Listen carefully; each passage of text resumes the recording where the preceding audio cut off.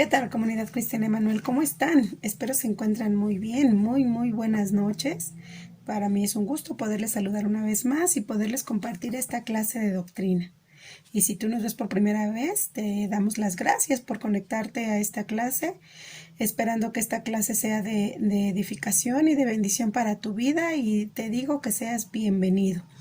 Y bueno, la recomendación de todas las semanas es de que tengan su Biblia a la mano, porque es bien importante que la ocupemos durante el desarrollo de la clase, porque todas nuestras clases desde luego que tienen ese sustento bíblico, y también una hojita, su lápiz, su pluma, por si hay algo que para ustedes sea importante recordar, ¿verdad? Así que vamos a comenzar el día de hoy con nuestra clase, que corresponde a la clase número 10, y nos hace la siguiente pregunta: ¿qué es la Trinidad? El término Trinidad no lo encontraremos en la Biblia, pero es una palabra que se utiliza para describir que Dios se compone de tres personas: Padre, Hijo y Espíritu Santo.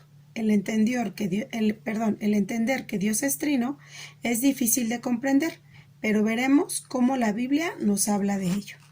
Así que ahora vamos a ver algunos libros del Antiguo Testamento para que veamos qué nos dice justamente de lo que es la Trinidad. Pero quiero comentarles lo siguiente. En Génesis 1:1, el original hebreo antiguo utiliza la palabra Elohim. En lo que ahora leemos como Dios, vamos a leer por favor Génesis 1:1. Si me ayudan a leerlo, por favor, dice: cuando Dios comenzó a crear el cielo y la tierra. Pero ¿qué significado tiene Elohim? Elohim, en lo que ahora leemos como Dios, esta palabra es un término plural, es decir, se puede leer de la siguiente manera: en el principio, Dios creó los cielos y la tierra. Esta es la primera evidencia de que Dios es trino. ¿Por qué? Porque se pluralizaba, hablaba de más de un Dios. ¿Ok? Al decir dioses. En Génesis 1:26, está adelantito, se revela de manera más clara al decir hagamos. Vamos a ver qué nos dice Génesis 1:26.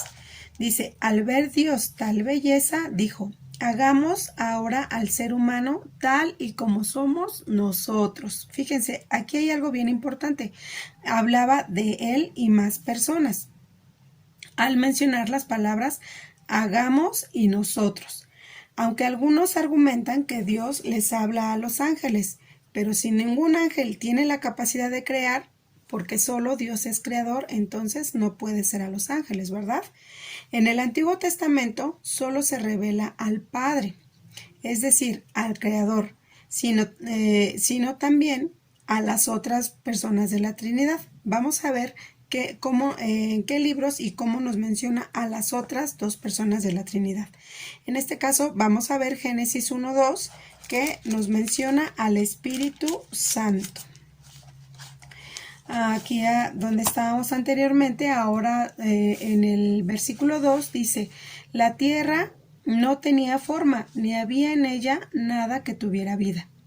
Las aguas estaban cubiertas por una gran oscuridad, pero sobre la superficie del agua se movía el Espíritu de Dios. Fíjense, estamos en Génesis 1, capítulo 1, versículo 2. Desde el inicio de la Biblia ya nos menciona al Espíritu, ¿verdad? Y ahora vámonos a Josué 3:10. Más adelante, recuerden que estamos en el Antiguo Testamento. Josué 3:10 nos dice lo siguiente: Dios nos ha prometido que a medida que avancemos, Él irá desalojando a todos los habitantes de Canaán. Sabemos que Canaán era la tierra prometida para los israelitas, ¿verdad? Pero también aquí Dios le dice a Josué que, bueno, le hace esa promesa que conforme ellos avancen, Él los va a ir desalojando. Pero ¿a través de quién iba a ir desalojando? Pues desde luego a través de su Espíritu Santo, ¿verdad? Y ahora vámonos a Primera de Samuel 10:10, que está un poco más adelante. Primera de Samuel 10:10 también en el Antiguo Testamento nos dice: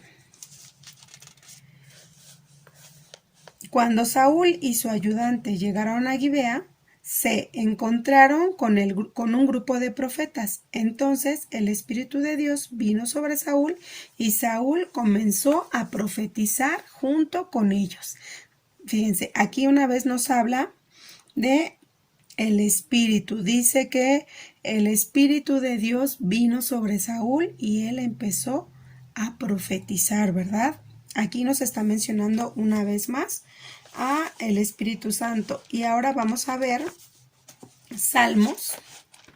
En el libro de Salmos, en el capítulo 51, ayúdenme a buscar por favor, en el versículo 11, dice: no me apartes de ti, no me quites tu Santo Espíritu. Aquí David le pedía a Dios que no le quitara su Santo Espíritu. Todos sabemos que David, bueno, lo sabemos porque la Biblia lo menciona así, que David era un hombre conforme al corazón de Dios, ¿no?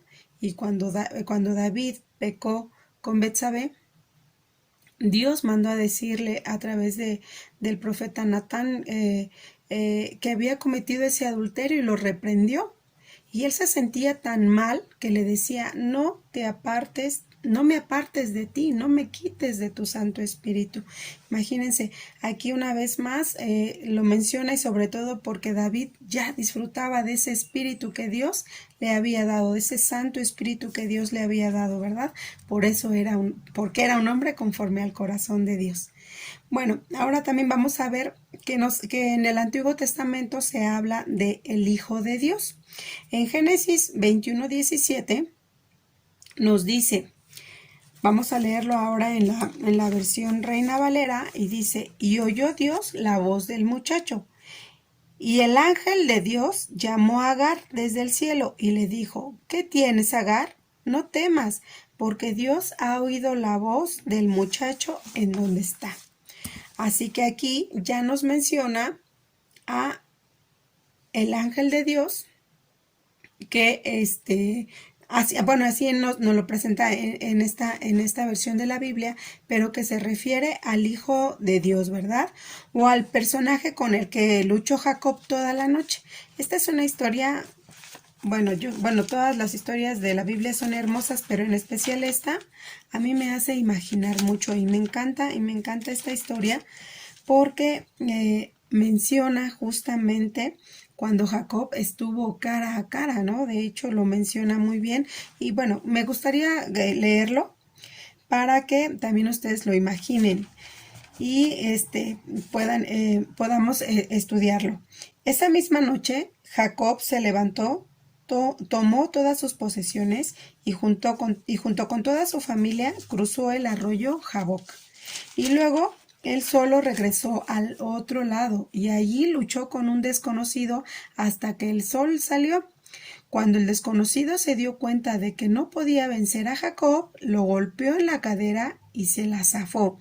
Entonces el desconocido le dijo: suéltame, ya salió el sol. Pero Jacob le respondió: no te suelto si no me bendices. El desconocido le preguntó: ¿cómo te llamas? Pero Jacob le dio su nombre. El desconocido le dijo: ya no te vas a llamar Jacob, ahora vas a llamarte Israel, porque has luchado con Dios y con los hombres y has vencido. Entonces Jacob le dijo: ahora te toca decirme cómo te llamas. Pero el desconocido le respondió: pues ya deberías saberlo. Luego bendijo a Jacob, y por eso Jacob llamó a ese lugar Penuel, pues dijo: he visto a Dios cara a cara y todavía sigo con vida. Fíjense, aquí hay algo verdaderamente hermoso. Les digo que esta historia me encanta y me encanta imaginarla y me emociona mucho saber esta parte donde dice que él luchó, ¿no? Luchó cara a cara, pero sobre todo también aquí desconocido, como lo menciona aquí la Biblia, Jacob sabía quién era. Por eso es que le reclamaba esa bendición, le decía: no te suelto si no me bendices. Y sobre todo, aquí en el versículo 30 dice: y por eso Jacob llamó a ese lugar Penuel, pues dijo: he visto a Dios cara a cara y todavía sigo con vida. ¿Y con quién estaba obviamente luchando? Pues con el Hijo de Dios, ¿verdad? En los profetas lo podemos identificar como la figura del Mesías. También, pero también en Daniel lo menciona, Daniel 3:25, a ver si me ayudan también a buscarlo. Está adelante. Ajá, Daniel está adelantito y lo menciona como el ángel. Ahí. Lo menciona como el ángel que nos menciona que que obviamente habían echado a ese horno de fuego a 3, ¿verdad? A 3 hombres. Y cuando el rey entró para ver qué había pasado con ellos, había ya un cuarto hombre. Pero vamos a ver qué nos dice Daniel 3:25. Entonces dijo el rey, ¿cómo es que yo veo a 4? Todos ellos están desatados y andan paseando por el horno sin que les pase nada. Además, el cuarto joven parece un hombre. ¿Y quién era ese joven? Pues desde luego, el Hijo de Dios, ¿verdad? Y como les comentaba, en los profetas lo podemos identificar como la figura del Mesías. Se hablaba de él, ya se mencionaba. Muchos profetas ya lo mencionaban que él iba a venir. Pero vamos a leer a ver qué nos dice Proverbios 34, por favor. Si me ayudan a buscar en su Biblia, ¿qué dice Proverbios 34? Aquí lo tengo. Dice, al cielo nadie ha subido, del cielo nadie ha bajado.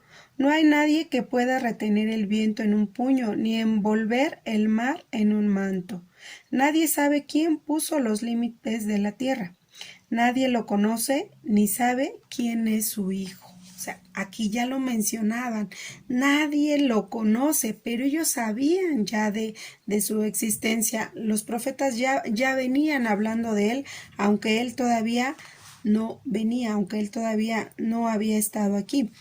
Y en Salmos 2:7, vamos un poco más atrás, no lo vuelve a confirmar.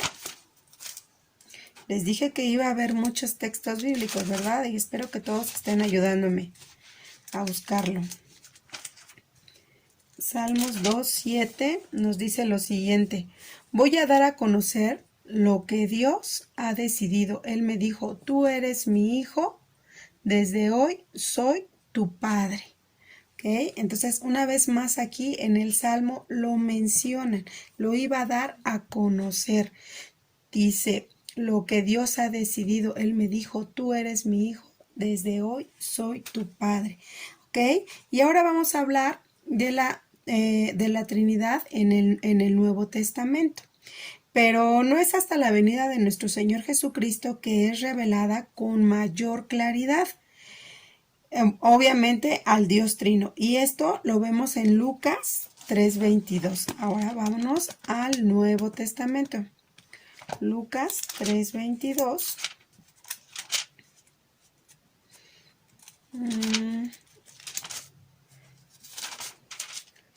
Lucas 3:22 nos dice lo siguiente: y el Espíritu Santo bajó sobre él en forma de paloma, y luego se oyó una voz que desde el cielo decía, tú eres mi hijo, a quien quiero mucho y estoy muy contento contigo. Pero permítanme leer este versículo desde el 21 para que sea más claro. Dice, cuando Juan terminó de bautizar a todos, Jesús vino y también se bautizó.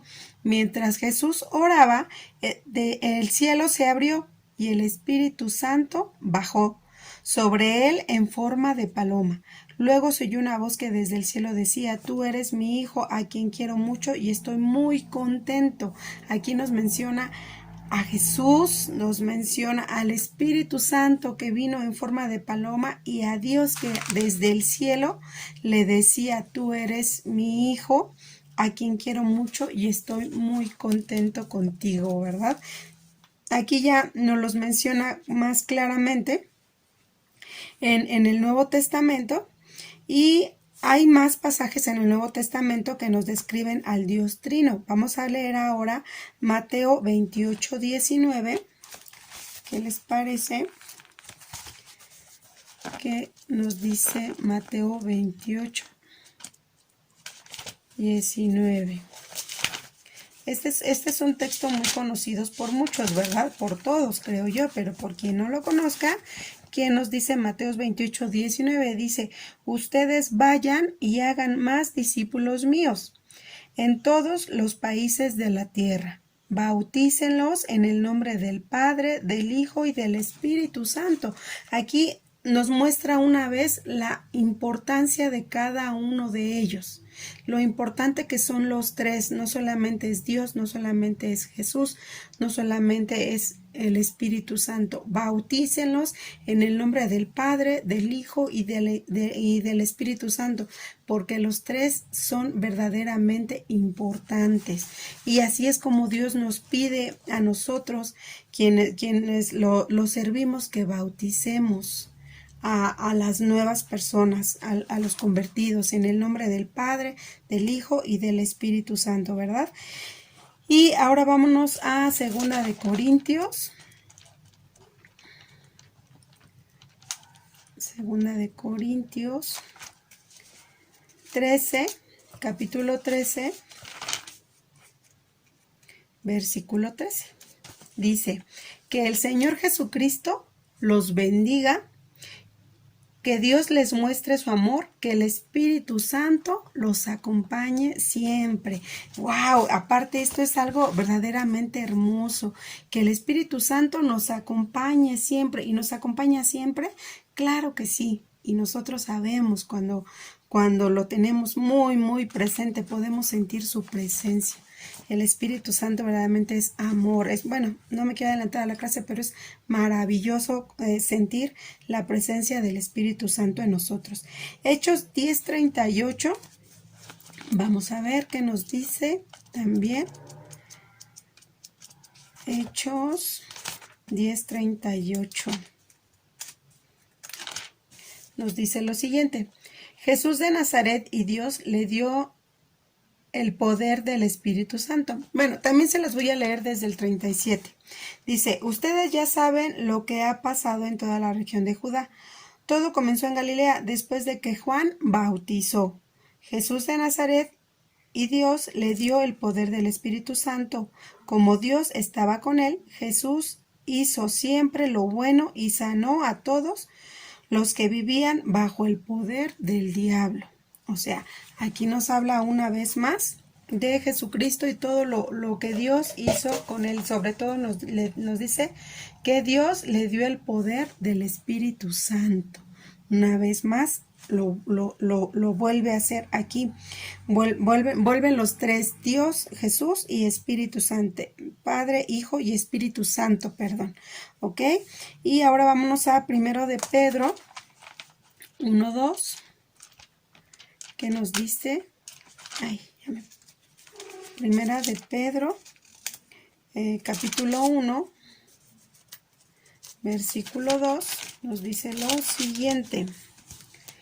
Nos dice, de acuerdo con su plan, Dios el Padre decidió elegirlos a ustedes para que fueran su pueblo, y por medio del Espíritu Santo y de la muerte de Jesucristo, Dios los ha limpiado de todo pecado para que lo obedezcan. Fíjense, aquí hay algo verdaderamente importante, y sobre todo esto es muy real. Sabemos que es así, que por medio de la muerte de Jesucristo y por medio del Espíritu Santo, Dios nos ha limpiado y de todo pecado para que lo obedezcamos, ¿verdad? Porque también el Espíritu Santo nos ayuda a nosotros a obedecer a Dios, porque es Dios mismo en nuestro corazón.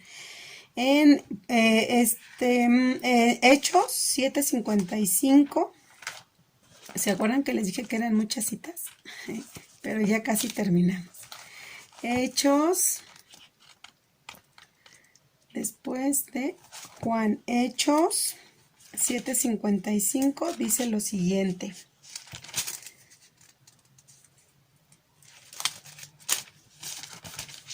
Ahí.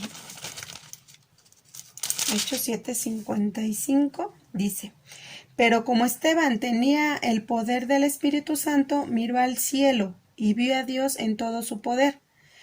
Al lado derecho de Dios estaba Jesús de pie. Entonces Esteban dijo: veo el cielo abierto y veo también a Jesús, el Hijo del Hombre, de pie en el lugar de honor. Fíjense, aquí hay algo muy, muy hermoso.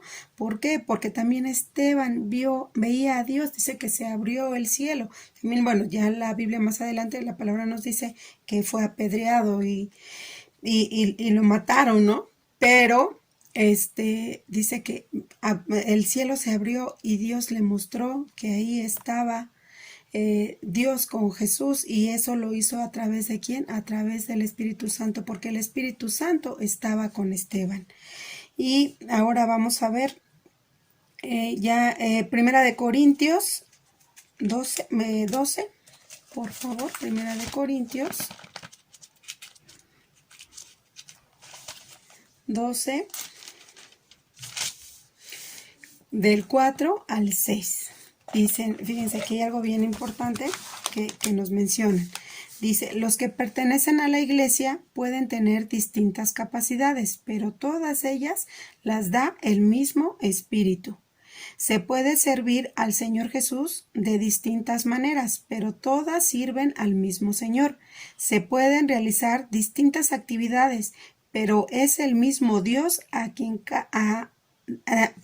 mismo Dios quien da a cada uno la habilidad de hacerlas. Dios nos enseña que cuando el Espíritu Santo nos da alguna capacidad especial, lo hace para que procuremos el bien a los demás. Aquí nos dice, porque lo hace por amor, pero por amor a nosotros y por el amor que nosotros tenemos que dar a los demás. Justamente es que Dios nos da todas estas capacidades que nosotros tenemos, cualquiera que sea nuestra capacidad, pero con el solo hecho de tener a Dios en nuestro corazón, amamos a los demás. ¿Y por qué les digo esto? Porque la descripción más clara de Dios está en Primera de Juan 4:8, que nos dice: el que no ama no conoce a Dios, porque Dios es amor. Y el amor se dirige obviamente a alguien y se expresa. Nosotros amamos, expresamos cuando amamos a alguien, pero sobre todo es algo que no podemos ocultar, ¿verdad? Es algo que no podemos evitar. La Trinidad es la revelación de la esencia de Dios. Es la fuente de amor, quien creó al ser humano para derramar su amor. O sea, nos creó porque necesitaba amarnos. Por amor le dio libertad de elección. Tanto es su amor de Dios por nosotros, tanto que nos da esa libertad. Envió a Jesús su Hijo para rescatarnos, y nos da al Espíritu para guiarnos a la vida eterna. Imagínense qué amor incondicional Dios nos tiene, aunque fallemos, aunque aunque nos equivoquemos, Él nos sigue amando. Eso es algo verdaderamente maravilloso saberlo, es algo que emociona y sobre todo que nos permite amar aún más a Dios, ¿verdad? Entonces, en conclusión, Dios es uno en 3 personas. Muchas gracias, hermanos, que tengan muy buena noche.